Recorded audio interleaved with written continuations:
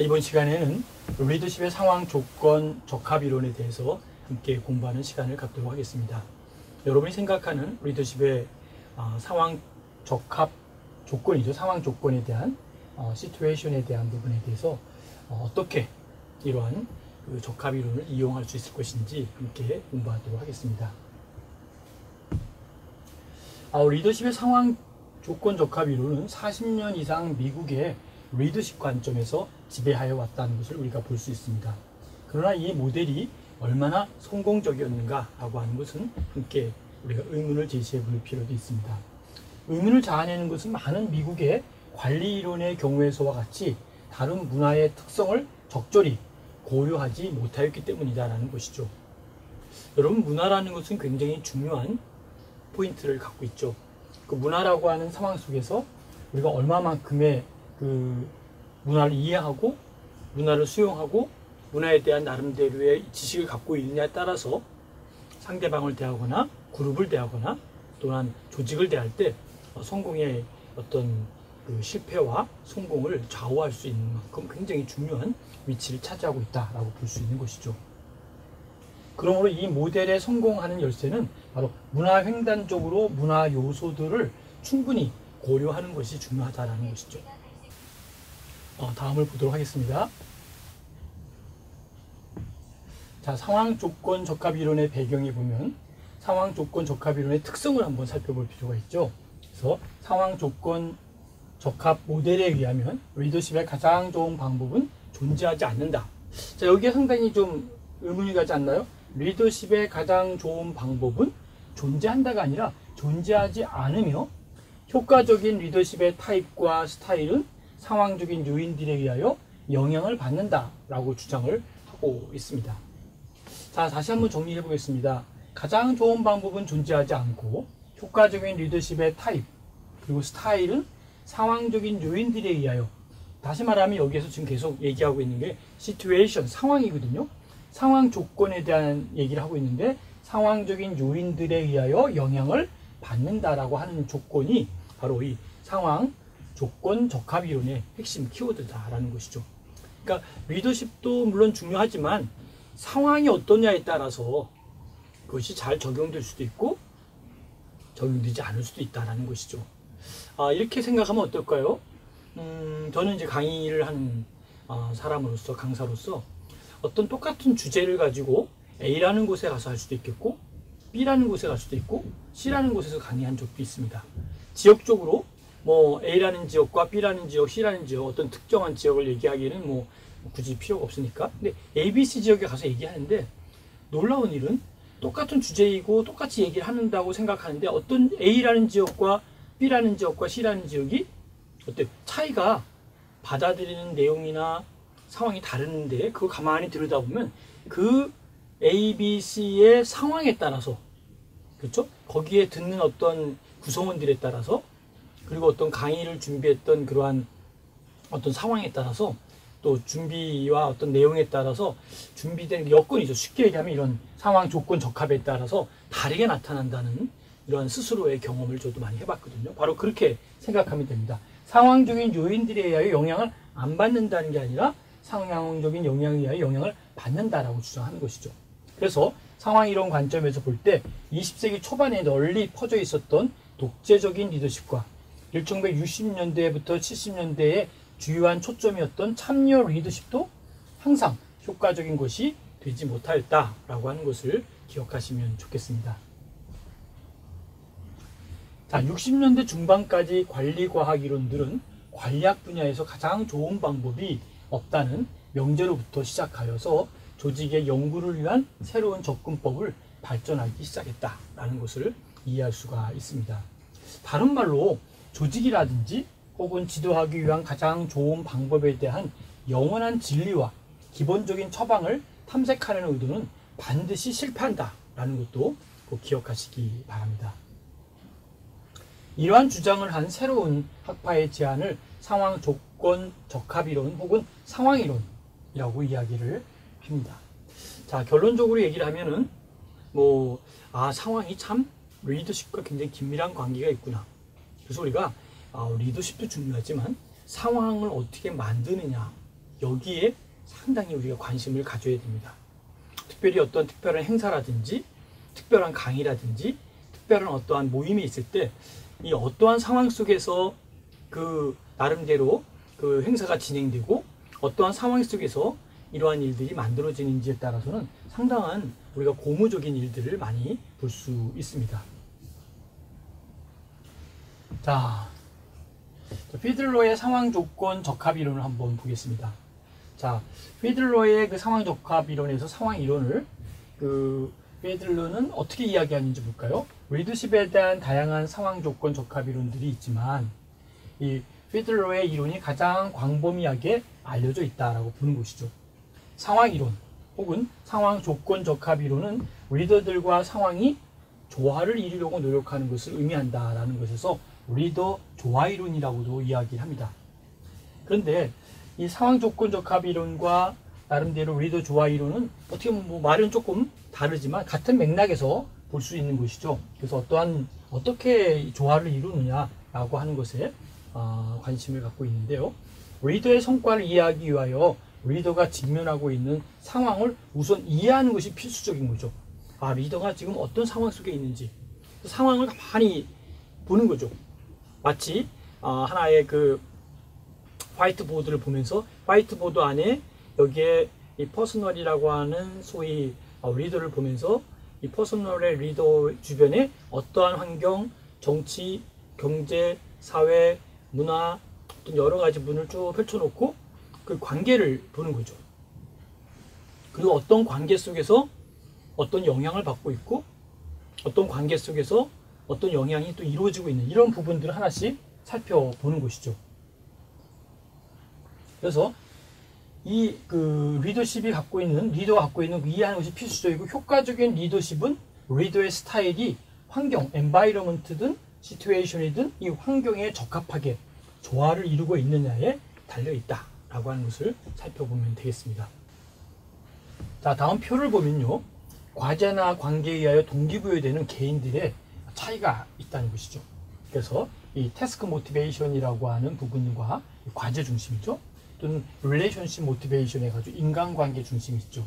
그러니까 과제 중심과 관계 중심. 그래서 이 나름대로 어떠한 과제를 중심으로 하느냐 또 어떠한 관계를 중심으로 하느냐에 따라서 나름대로 과제와 관계에 동기부여되는 개인들의 차이가 있다는 것이죠. 그래서 과제를 완성함으로써 자부심을 갖는다. 과제에 우선 초점을 둔다. 또 실패한 근로자에게 냉담할 수 있다. 동료의 능력을 중요한 자질로 고려한다. 세부적이고 섬세한 것을 즐긴다. 이러한 그 과제 중심의 안에 동기부여가 있다면 인간 상호관계를 통하여 자부심을 갖고 어떤 사람에 우선 초점을 두고 다른 사람을 즐겁게 하기를 좋아하고 동료의 충성심을 중요한 자질로 고려하고 세부적이고 섬세한 것에 실증을 갖는 이러한 부분들이 하나의 과제와 그 상황의 다른 부분으로 연결할 수가 있다는 것이죠. 자, 피들러는 리더십의 상황, 이 시츄에이션을 설명하기 위하여 세 가지 요소들을 사용했죠. 그 세 가지 요소가 무엇일까요? 중요한 순서로 본다면 이제 첫 번째가 리더와 구성원 간의 관계를 이야기하고 있습니다. 그러니까 리더가 있고 그 다음에 그 구성원들의 관계가 있어요.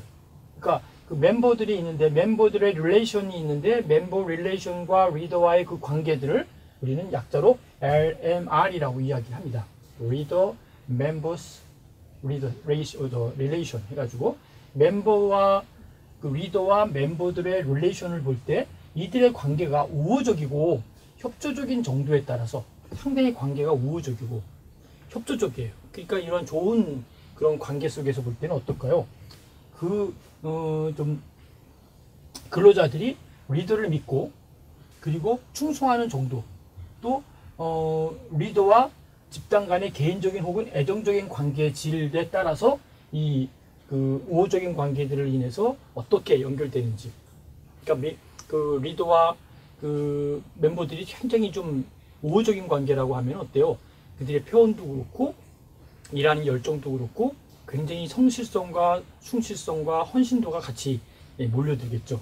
그런데 이러한 관계가 우호적이고 협조적인 정도에 따라서 잘 될 수도 있고 별로 잘 되지 않을 수도 있다라고 하는 것이죠. 자, 우리 여기서 한번 스스로 생각해 봅시다. 여러분이 리더라고 생각하고 또 여러분들이 뭐 어떤 조직에서는 리더가일 수도 있고 어떤 조직에서는 그냥 구성원으로 될 수도 있겠죠. 그러나 여러분이 리더가 되어 있는 그 구성은 이게 패밀리든 그룹이든 뭐 원아이징이든 어떤 상황이든 간에 여러분이 그 구성원들과 우호적인 관계가 되어 있는지 아니면 비우호적인지 아니면 뭐 적대적인지 이렇게 생각하고 볼 때 여러분들이 일할 때에 나타나는 능률과 효과와 결과가 어때요? 그렇죠. 우호적일 때 좋은 결과가 나옵니다. 비우호적이고 적대적일 때 나쁜 결과가 나오게 되어 있어요. 그러면 그 결과를 열심히 내라고 하는 것이 물론 중요하겠습니다만 그 얘기를 아무리 열심히 한다 하더라도 여러분과 구성원의 관계가 좋지 않을 때 여러분 그 조직은 오래 못 가서 좋은 결과도 안 나오고 안 좋은 일들이 생길 수가 있습니다. 그렇다면 리더는 어떤 것이 좋을까요? 막 성과를 내라고 그렇게 몰아붙이고 뭔가 어떤 지시적인 것보다는 그 관계들과 우호적인 관계만 만들어줘도 그 구성원들이 자발적이고 자진해서 좋은 결과를 만들어줄 수 있다는 것이죠. 그리고 그 만들어진 것이 그 리더만이 위한 것이 아니라 구성원 스스로도 굉장히 내가 정말 이 조직을 위해서 일하는 것이 보람된다. 이 조직을 위해서 내가 일하는 것이 상당히 정말 감사하다. 이러한 뭔가 마음이 생길 수 있다는 것이죠. 그런 맥락에서 우리는 바로 이러한 조직과 그런 관계와 그런 내용들을 우리가 한번 생각해 볼 필요가 있다라고 보는 것이죠. 그 다음에 이제 태스크 스트럭처 해가지고 TS로 이야기를 합니다. TS 같은 경우는 이 태스크 스트럭처는 과업 구조에 대한 얘기인데 그 집단의 과업, 이 태스크가 루틴하고 예측성이 있는 정도 이런 상황에서 어떤 일이 생길까요? 바로 과업의 명확성 그리고 구체성, 과업 구조는 바로 리더십 상황의 두 번째 요소가 될 수 있다라고 볼 수 있습니다.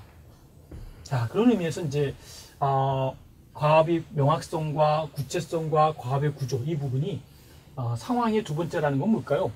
바로 상황이 첫 번째고 시츄에이션이 먼저고 그 다음에 두 번째가 뭐 명확성도 중요하고 구체성도 중요하고 구조도 중요한 것이지 바로 이게 우선순위가 되는 것은 아니라는 거죠. 아무리 과업이 명확하고 아무리 과업이 구체적이고 아무리 과업의 구조가 잘 되어 있다 할지라도 상황에 대한 적합되지 아니했다면 그 조직은 그 모임은 별로 머지않아 무너질 수밖에 없다. 또는 좋은 결과를 나타낼 수 없다. 이렇게 볼 수 있는 것이죠. 포지션에 대한 포지션 파워 해가지고 PP를 얘기하죠. 지위에 대한 권력을 보면 리더 권위의 근원 그리고 명확성 이것은 부하들이 명령에 따라오게 할 수 있는 리더의 능력 그리고 리더가 집단의 구성원들에게 보상하고 형벌을 가할 수 있는 능력 또 리더가 가지고 있는 공식적인 권력의 정도 그리고 리더십 상황에 가장 적은 영향력을 가지고 있는 것이 지휘 권력이다. 여기 보세요. 가장 적은 영향력이 뭘까요? 지휘에 대한 권력이에요. 근데 가끔 우리는 어떤 생각을 하냐면 지휘에 대한 권력을 내가 높이면 이 조직이 잘 될 것이고 내 말을 잘 따라올 거라고 착각을 하는 것이죠. 사실은 그 지휘의 권력을 높이 쌓으면 쌓을수록 구성원들과의 관계는 더 멀어지고 좋은 관계가 되기가 어렵다는 것이죠.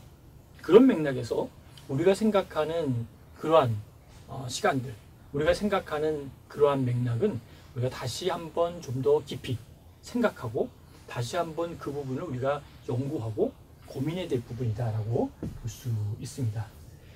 자, 그런 면에서 이제 우리가 지위에 대한 포지션 파워는 이렇게 생각하면서 공식적인 권력의 정도 이런 여러 가지 상황의 가장 적은 영향력이 바로 지휘 권력이다. 이 점만 핵심만 보면 좋겠습니다. 그래서 이 세 요소들을 분석하고 조합을 함으로써 바로 그림 5-1에서 나타나는 것처럼 바로 8개의 리더십 상황들을 리스트를 만들 수 있다는 것이죠. 상황의 유리함에 대한 이 피들러의 분류를 보면 매우 유리함과 중간과 매우 불리함이 있어요. 그래서 구성원 간의 리더와 구성원의 관계가 좋고 쭉 좋고 나쁨으로 나옵니다. 그리고 과업의 구조는 좋고 여기는 중간 정도 낮고 여기 높고 낮음으로 나오고요. 리더 지위의 권력을 보니까 강함, 약함, 강함, 약함, 강함, 약함, 강한 약함으로 쭉 나와 있어요. 자, 이 그림에서 보는 건 뭘까요? 리더와 구성원의 관계가 좋으면 매우 유리한 부분이고 강하고 높음 이러한 상황 유리함에 대한 페들러의 분류가 뭔가 이 요소들이 갖고 있는 하나의 메시지에 따라서 정리가 되고 있고 또 나름대로 매우 불리한다는 건 뭘까요? 리서원의 구성원이 매우 나쁘고 낮고 이런 부분들 자체가 상당히 시츄에이션에 대한 유리함에 대한 페들러의 분류를 얘기를 잘 정리를 한 내용으로 볼 수 있습니다. 자, 한 표로 한번 그래프로 한번 만들어 보니까 이런 것이죠. 리더의 구성원의 관계에 대해서 아까 말씀드린 대로 이러한 부분인데 리더의 구성원과의 관계가 좋음 그리고 또 과업의 구조도 구조화되어 있고 강하고 약하고 강하고 쭉 얘기되어 있는데 과업 중심의 리더가 더욱 효과적인 과업을 중심으로 하다 보니까 인간 지향적인 리더가 더욱 효과적이고 과업 중심적인 리더가 더 효과적이다라고 할 때 인간 지향적인 리더가 더 효과적인 부분이 바로 이 앞부분에 차지해 여기까지 와 있고 과업 중심의 리더가 효과적이다고 할 때 이거 점점 하향 곡선을 내리고 있죠.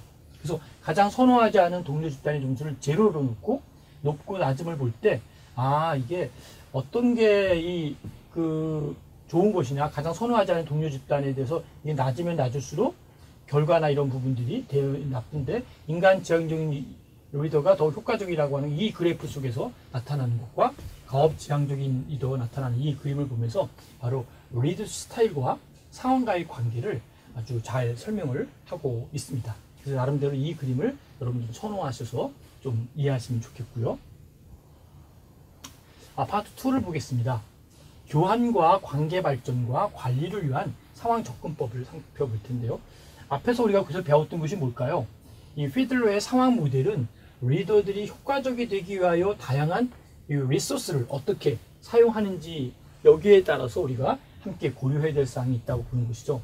그러나 오늘 이 교환과 관계 발전 관리를 위한 상황 접근법에서는 뭘 얘기하고 싶냐면 리더들과 그들의 부하들과 교환 그리고 리더들과 부하들의 서로 간의 관계를 확립하고 발전하고 그리고 그들의 관계를 관리하는 방법에 초점을 두는 상황 조건 적합 이론을 검토하는 것이 본 챕터의 핵심 키워드죠. 그래서 어떤 교환이라든지 관계 발전이라든지 관리에 대한 상황 접근법을 우리가 함께 공부를 하고 있습니다. 자, 그런 면에서 이제 리더와 부하들과의 관계에 따른 상황 관계를 잠깐 보도록 하겠습니다. 자, 여기서 이제 리더십의 경로와 목표 이론을 한번 연결해서 볼 텐데요.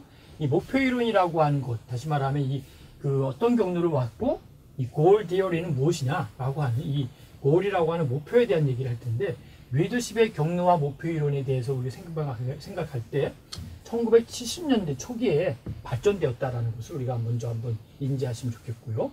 그리고 리더의 중요한 역할은 뭘까요? 부하들이 목적을 달성하기 위하여 택하여야 하는 경로를 명확하게 하는 것이라는 거죠. 그러니까 어떤 경로가 있지 않습니까? 어디를 만일에 우리가 내비게이션을 찍고 간다라고 하면 A라는 목적지까지 어떤 패스가 경로가 있어요. 이 경로를 따라서 잘 가면은 어때요? 정확한 목적지에 도착을 하는데 이 경로를 이탈해 버릴 때는 우회를 하든지 한참 돌아서 그 목적지를 가게 되거나 또 너무 시간이 오버해가지고 시간에 도달하지 못할 수도 있죠. 그러니까 경로라는 게 상당히 중요할까요? 안 중요할까요? 굉장히 중요합니다. 우리말에 보면 어디를 가도 뭐로 가도 서울만 가면 되지 않냐 이런 내용도 있지만 물론 틀린 얘기는 아니고 다 일리가 있고 다 공감이 갑니다만 어떻게 가느냐가 참 중요합니다. 그렇죠? 10시간을 걸려서 서울을 가든 1시간에 들여서 서울을 가든 물론 경우에 따라 다를 수 있겠습니다만 케이스 바이 케이스일 수 있을지 모르지만 정확한 경로를 통해서 시간과 경제적인 것과 사회적인 것 모든 걸 합리적으로 맞춰가면서 정확하게 가는 것이 합법적인 것이고 바람직한 것이라는 것이죠. 그러니까 어떤 일을 할 때도 빨리 하는 것도 중요하지만 경로를 잘 따라서 한다면 좀 늦을 때라도 더 다시 수정하지 않고 다시 반복하지 않고 또 다시 무효 처리하지 않아도 된다는 거죠. 아무리 잘했다고 할지라도 좋은 결과가 나왔다 할지라도 그게 어느 순간에 경로를 잘못 들어가서 그 일을 이루었다면 그 과정 자체는 오히려 잘못되었기 때문에 목적을 이루었다 할지라도 그 과정이 잘못됐기 때문에 목적이 오히려 무효가 될 수 있다는 것이죠. 뭐 예를 든다면 어떤 일을 할 때 정당한 경로를 통해서 일을 하는 것과 정당한 경로가 아닌 경우는 좀 빠르게 할 수도 있겠지만 좀 늦게 되더라도 그 경로를 따라서 가는 것이 바로 더 좋은 결과가 되고 더 완전한 결과가 될 수 있다. 이렇게 이해하시면 되겠습니다. 자, 그래서 이 나름대로 그 70년대 초기에 발전됐던 이것이 쭉 연결돼 가지고 이 경로를 명확하게 하는 것인데, 그렇게 함으로써 리더들은 부하들의 욕구를, 니즈죠, 욕구를 성취하게 하고 그 결과 리더들 역시 자신들의 목적을 달성하게 한다는 것이죠. 여기에 키포인트가 뭘까요? 리더들은 부하들이 욕구를 성취하게 하고, 부하들은 부하라고 하면 좀 그런가요? 좀 이렇게 상하 같은 것 같지만 하지만 구성원들은 일을 하면서 뭔가 성취 욕구가 있어야 되는 것이죠. 내가 이 프로젝트를 한다. A라는 프로젝트를 하면서 뭔가 보람도 있고 나름대로 내가 정말 이 일을 잘했다라고 하는 성취감도 있어야 되는데 부하들은 이 욕구를 성취감도 없는 거예요. 왜? 경로가 잘못되어 있기 때문에 꼬여 있다는 경우가. 그래서 그 결과 리더들은 목적을 이루었다라고 할 수 있을지 모르지만 부하들이 욕구를 성취하지 못했을 때 거기서 오는 갭이 생기고 거기서 하나의 또 프로블럼이 생기고 이 프로블럼이 또 다른 프로블럼을 만들어서 프로블럼이 자꾸 만들어져서 프로블럼이 오히려 더 큰 문제의 하나의 근원이 되고 또 그것이 폭발해 버리면 이 조직은 상당히 어려워지고 또 문제가 생길 수 있다라고 하는 것이죠. 그러니까 일을 할 때는 혼자 하는 것이 아니라 부하 직원들과 함께 공감을 갖고 성취를 갖게 하고 그들의 니즈가 무엇인지도 파악하고 함께 코워커 하는 것이 중요하다라고 하는 걸 꼭 기억하시면 좋겠습니다. 묵시적 혹은 명시적인 계약은 아니라 하더라도 리더와 부하들의 교환 개념이 이 모델의 핵심이라는 거죠. 그래서 리더들과 부하들은 생산과 만족을 위하여 서로 교환하는 관계를 설정한다. 교환이라는 게 뭘까요? 브라우가 이야기했던 교환 이론은 뭘까요? 내가 A를 주고 B를 받는 것이죠. 그게 교환이거든요. 내가 어떤 A라는 것을 프로그램을 완성시키고 또 B라고 하는 것은 또 거기에 상응하는 대가를 받고, 이게 이제 교환의 이론이죠. 그러나 이것이 단지 물질적인 교환만이 아니라 정서적이고 정신적이고 마음의 교환.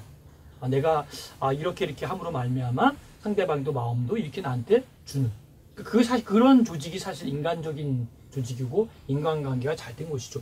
당신 100만 원어치 일을 했으니까 100만 원 딱 주고 이것으로 당신과의 관계는 나는 끝이다 라고 한다면 이 사람은 100만 원이라고 하는 어떤 상품적 가치일 뿐이지 100만 원 이상의 플러스 알파인 어떤 정서적인 유대감과 인간적인 관계와 어떤 헌신적인 마음, 좀 더 구체적으로 얘기하면 밸류가 없는 밸류가 없는 그 일은 그 사람에게는 별로 가치가 없는 것이죠. 여러분 이런 예화 들으신 적이 있죠? 어떤 사람이 이렇게 벽돌을 막 쌓고 있죠. 근데 지나가는 사람이 묻습니다. 당신 뭐 하고 있습니까? 라고 하니까 A라는 벽돌을 쌓는 사람이 보면 모르냐. 나 지금 너무 힘들고 땀이 나고 덥고 이 벽돌 쌓고 있는 건데 내가 왜 이를 벽돌 쌓는지 잘 모르겠다. 그냥 바쁘니까 가시오. 이렇게 가죠. 두 번째 사람에게 또 묻습니다. 당신 뭐 하고 있습니까? 나 지금 일하고 있으니까 나는 이게 내가 주어진 벽돌을 쌓고 있는 일이니까 그냥 나도 바쁘니까 그냥 나를 뭐 더 귀찮게 하지 마시고 그냥 가시오라고 얘기하죠. 세 번째 사람에게 묻는데 그 세 번째 사람이 아주 멋있는 답변을 하죠. 당신 뭐 하십니까? 했더니 똑같은 일을 하는 모습이에요. 근데 그 사람이 이렇게 얘기를 하는 거예요.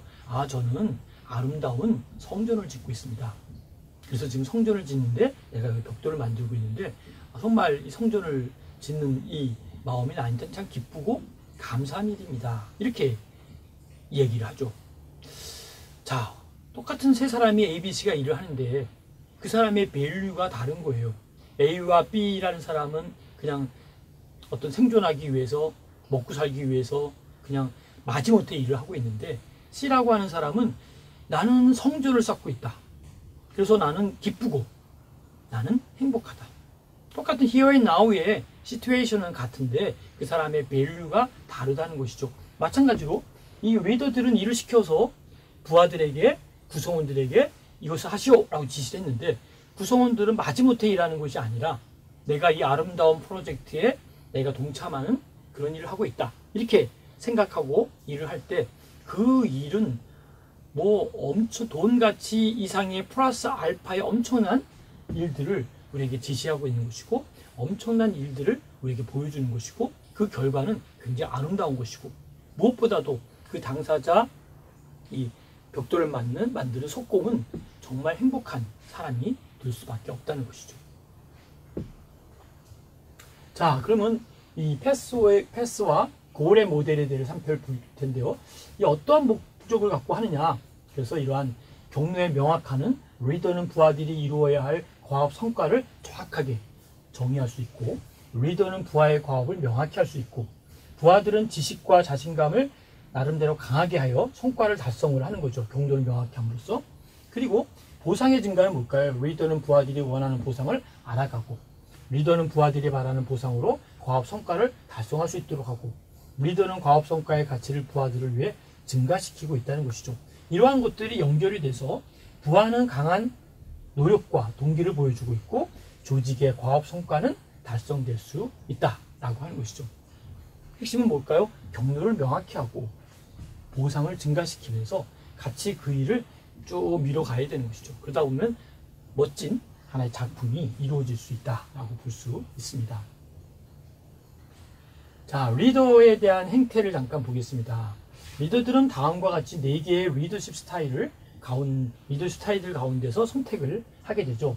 그것이 바로 지시적인 리더십이 있습니다. 그래서 우리는 이렇게 하시오 저렇게 하시오라고 하는 지시적인 리더십을 보면 어떤 것이 있을까요? 과업 지향 혹은 과업 구조의 스타일로서 리더들은 부하들이 참여할 기회를 제공하지 않고, 여기 보세요. 부하들이 참여할 기회가 있어요. 여기 선택 중에서 이거 뭐 짜장면을 먹겠습니까? 짬뽕을 먹겠습니까? 볶음을 먹겠습니까? 이거를 좀 선택을 놓고 그들이 초이스할 수 있도록 해야 되는데, 뭐 오늘은 짜장면만 먹어 이렇게 얘기했을 때 똑같이 먹으면서도 기분이 어때요? 아, 나는 짬뽕을 먹고 싶은데, 응? 나는 볶음밥을 먹고 싶은데, 이렇게 그들의 니즈가 다를 수 있지 않습니까? 그래서 이 과업 구조의 스타일로서 뭔가 참여할 기회를 제공하지 않고 지시하는 것이죠. 그래서 리더의 과업은 작업 할당, 작업 지속, 작업 구조, 그리고 업적 기준의 강요와 감독을 포함하는 좋은 것일까 아닐까요? 별로 바람직한 것은 아니죠. 그들이 자율적으로 할 수 있는 선, 오늘까지 이런 일을 해내세요 라고 했으면 그 나머지는 그가 담당자가 업무하는 사람이 시간 안배도 하고 정리하는 것도 바람직한 일 중에 하나다라고 볼 수 있습니다. 다음은 후원형 또는 지지적인 리더십이 있다고 볼 수 있죠. 이 리더의 행태는 뭘까요?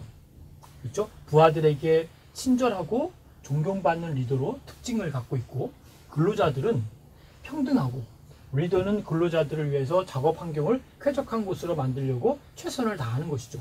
그래서 업무를 수행하는데 장애를 제거하려고 노력한다. 아주 이 서포티브 리더십, 굉장히 의미 있고 지지적인, 서포티브하다, 뭔가 지지해준다 라고 하는 것이죠. 바람직한 리더가 아닌가 볼 수 있습니다. 그 다음에 참여 리더십입니다. 뭔가 참여하는 것이죠. 리더들은 결정을 하기 전에 부하들과 상의하고 그들과 함께 문제 상황과 계획에 대하여 논의하는 것이죠. 자, 우리 어떻게 할까요?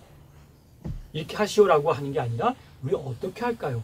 하고 같이 참여해가지고 같이 볼까요? 그 회의 테이블에서 같이 얘기하는 것이죠. A도 얘기하고 B도 얘기하고 C도 얘기하고 다 얘기하고 자기도 얘기하고, 우리 어떤 게 좋을까요? 오늘은 내 얘기도 중요하지만 저 C라는 사람이 얘기한 말이 상당히 의미가 있는데, 우리 저 C 형제님, C 우리 직원님, 우리 뭐 팀장이면 팀장님의 말을 우리 한번 같이 생각하고 공감하면 좋지 않을까 싶어서 우리는 그 의견을 따르도록 합시다라고 하는, 뭔가 뭔가 파티시페이트라고 하죠. 참여한다. 이 파티시페이트하는 그러한 들어가서 참여해버리는 그러한 참여형 리더십이 상당히 바람직한 그런 부분이 바로 참여적 리더십이다라고 볼 수 있죠. 그 다음에 이제 어치브먼트라고 해서 참 성취지향적인 리더십이죠.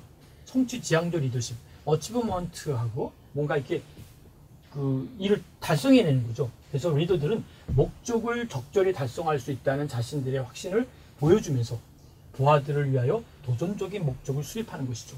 여러분 보세요. 내가 이렇게 해보니까 되지 않습니까?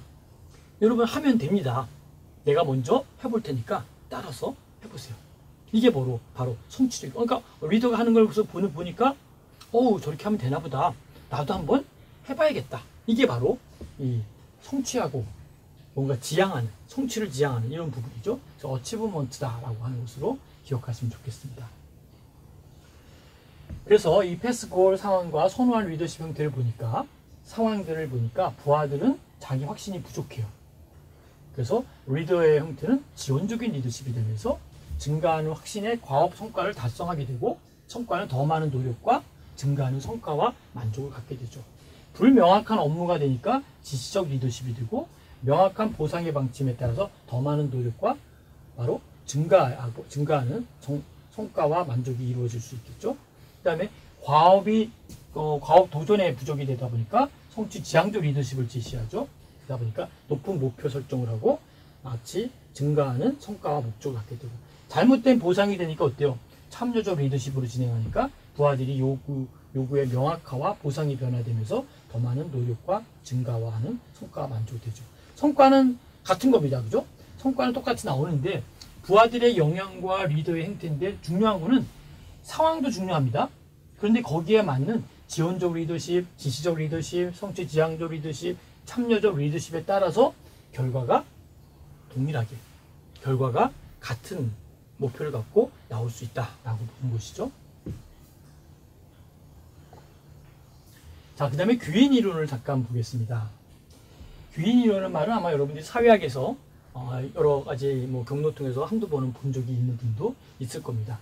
귀인 이론은 심리학에서 오랜 역사를 가지고 있는데 이 이론에 대해서 가장 잘 알려지고 연구를 많이 한 학자는 바로 이러한 미첼이죠. 미첼. 테렌스 미첼의 이론인데요. 그의 동료에 의해 발전된 접근법이 바로 귀인 이론입니다.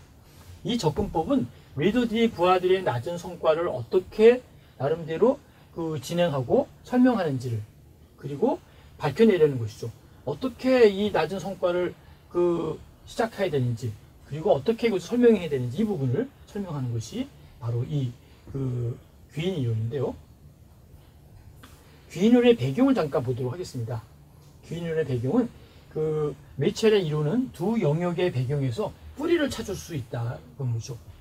어떤 이론이냐면 귀인 이론, 부하들의 비능률을 진단하여 그 원인을 찾아내는 진단 이론, 디아그노시스 디오리라고 해서 진단 이론이 있습니다. 잘 진단하는 것이죠. 당신은 이러한 것들이 지금 문제가 있는 것 같습니다. 정확히 진단하는 것이죠. 그래서 이 귀인 이론의 구성 요소는 아주 광범위하고 그리고 시간적으로 훨씬 과거에서 시작되어 있는데 처음에는 1958년 이 프리츠 헤이들러의 연구에서 진행이 됐고 거기서 고려가 된 거죠. 그래서 후에는 에드워드 존슨과 그다음에 하롤드 켈리 그리고 줄리안 로터의 영향을 받았습니다. 또 많은 학자들이 나오지만 오늘 좀 기억할 것은 이 미첼의 이론의 중심에서 귀인 이론이 진행됐다는 것. 그래서 이것을 어떻게 설명하고 어떻게 시작하고 이렇게 하는 부분들을 우리가 좀 기억하는 귀인 이론의 배경을 잠깐 보았습니다. 미첼의 얘기 조금 더 얘기를 하면요. 미첼은 이들의 연구를 잘 정리해가지고 그의 생각과 근원으로 생각을 한 거죠. 이들의 연구를 그의 생각의 근원으로 어떻게 이것을 이루어져야 될 걸까? 존슨은 특히 행위자들과 관찰자들의 차이에 대해서 기여를 하게 됐고, 이 켈리 같은 경우는 미첼의 이론을 공식적으로 구축하는데 바로 귀인 과정에 대한 나름대로의 관점을 제공해서 귀인 이론에 대한 관점을 제시했죠.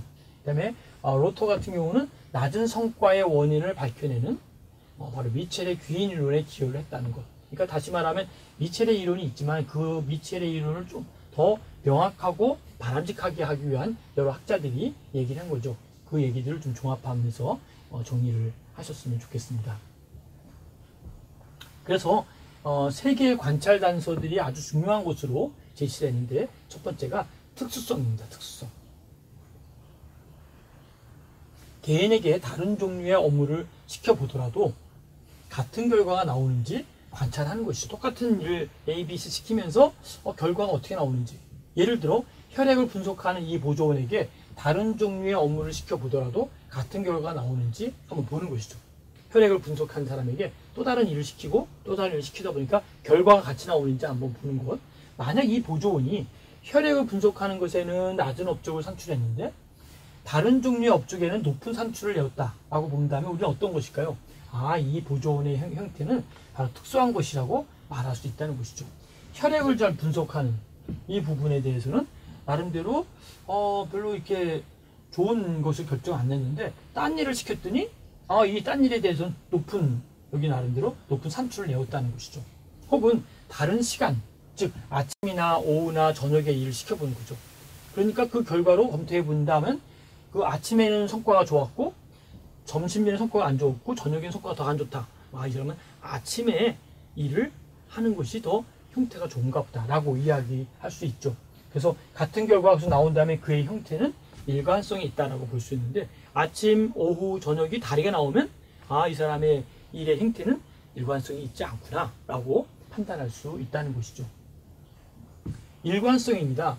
업무에 대한 그 사람의 성과가 지속적으로 다른 정도라면 일관성이 어떨까요? 없다라는 것이죠.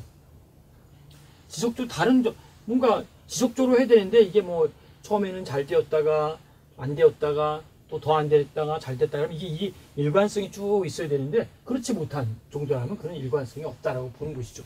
그래서 이 사람이 혈액을 분석하는데 항상 성과가 낮았는지, 만약 그가 그 일에 만족하지 않는다고 하더라도 그의 혈액 분석 업무의 성과가 항상 일관성이 있는지, 일은 이 사람이 잘 만족하지 않지만 그의 일에 대해서 나름대로 그의 혈액 분석에 대해서 상당히 일관성이 있는 역할을 했다면 그 사람은 이 사람이 여기에 따른 일은 일관성이 있나 보다 이렇게 판단할 수가 있는 것이죠.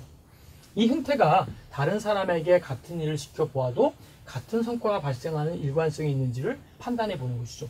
똑같은 일이지만 A에게도 시켜보고 B에게도 시켜보고 C에게도 시켜보는데 A, B, C가 동일하게 일을 나타낸다면 그 일에 대해서는 그 발생하는 그 일의 일관성이 있는지를 판단하는데 이 사람이 일관성 있게 일을 하는구나. 근데 이 B는 잘하는데 그 A와 C가 잘못하면 A와 C가 일관성이 없는 거구나 이렇게 비교하고 검토할 수 있다는 것이죠. 그 다음에 이제 일치성입니다. 다른 사람에게 같은 일을 시켜보아도 같은 정도의 업적이 미달로 달성되는 정도를 말하는 거죠. 그래서 이 보조원이 하는 혈액 검사를 다른 기능에게 시켜보아도 같은 수준의 업적이 달성되는지를 보면서 우리는 일치성이 있다, 또 일치성이 없다 이렇게 말할 수 있는 것이죠. 그러니까 우리가 일을 할 때 이 사람이 일을 잘하는지 못하는지도 중요하지만 이 사람이 못하는데 딴 사람도 못해요. 딴 사람도 못해요. A, B, C 전부 다 그 일을 못하면 A, B, C 중에 A가 문제가 있는 게 아니고 A가 문제가 있다고 우리는 보았지만 검토해봤더니 A가 문제가 있는 게 아니고 A가 문제가 아니라 일 자체가 지금 어려운 일이고 누가 그 일을 맡는다고 하더라도 잘 되는 것이 아니구나 라고 이해할 수 있다는 것이죠. 그 다음 리더 구성원에 대한 교환 이론, 그렇죠? 그 리더와 멤버에 대한 익스체인지 이론이다 라고 해서 우리가 이걸 잠깐 좀 살펴봐야 되는데요. LMX 약자로 씁니다. 리더와 구성원의 교환 이론, 이 익스체인지 이론은 리더와 부하 개인 사이의 역할 관계를 기술하고 있다는 것이죠. 그래서 리더십은 집단 현상보다는 오히려 리더 혹은 부하 사이에서 개인적인 관계로 리더십을 경험할 수 있다 이렇게 볼 수 있습니다. 실제로 우리 모두는 관리자들과 매일매일 상호작용하고 그리고 그들과 개인적인 관계를 형성하게 된다는 것이죠. 이와 같이 우리는 리더들이 모든 부하들과 똑같은 관계를 가지고 있지 않는다는 것을 이해해야 된다는 것도 우리가 깊이 생각해야 될 부분 중에 하나다라고 볼 수 있습니다. 자, LMX 이론을 잠깐 보겠습니다. 교환 이론을 보면요. 교환의 관계에서 리더는 부하를 위한 역할을 설정하는 것이죠. 리더가 부하를 위한 역할, 부하는 여기까지 일을 했으면 좋겠다. 이렇게 이제 부하의 이론을 역할을 정리해 주는 거죠.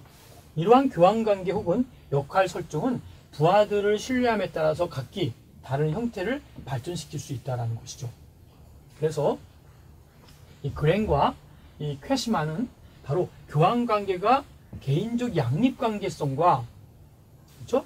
그 다음에 부하의 능력, 신뢰성을 토대로 형성된다라고 제안을 하고 있는 것도 우리가 볼 수 있습니다. 여기 한번 핵심이 뭘까요? 교환의 관계에서 리더는 부하를 위한 역할을 설정해 주는 것. 이 부분을 한번 깊이 생각하시면 좋겠습니다. 다음, 높은 어떤 질에 대한 관계, 이 퀄리티, 하이 퀄리티에 대한 관계를 한번 살펴볼 필요가 있는데요.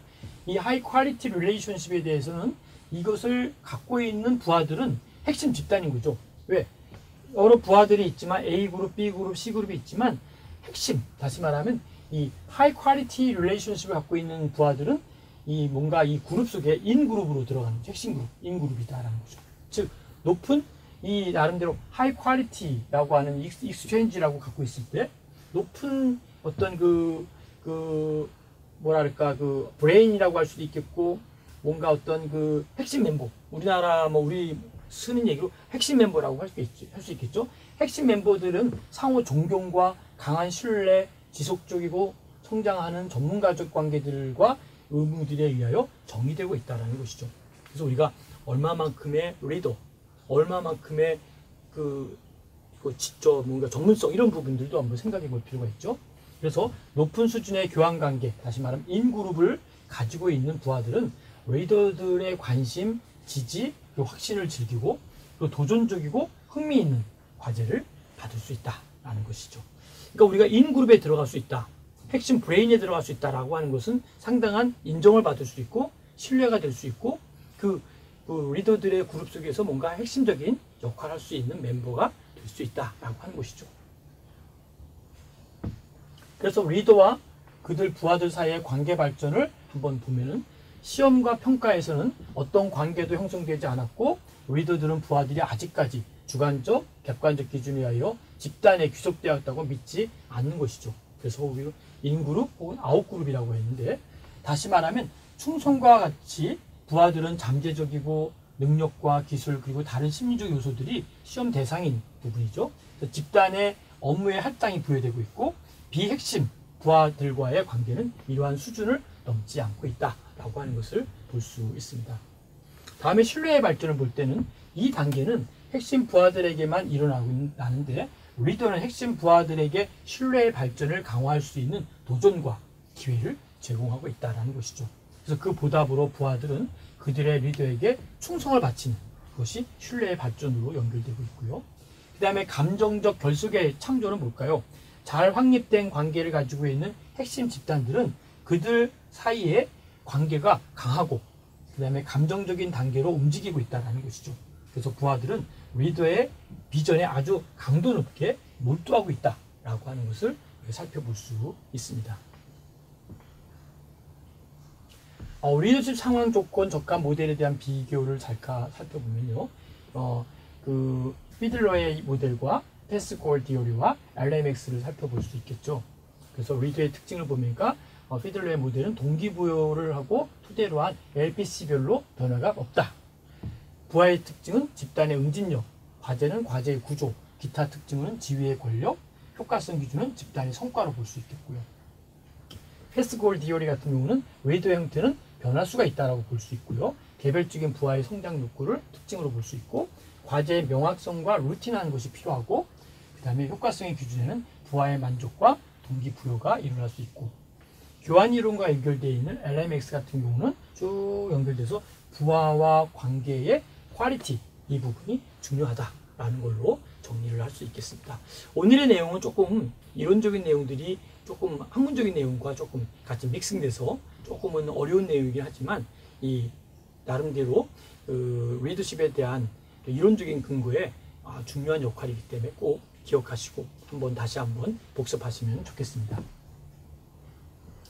자, 여러분 끝까지 경청해 주셔서 감사드리고요. 남은 또 리더십도 다음 시간에 다시 뵙도록 하겠습니다. 수고하셨습니다.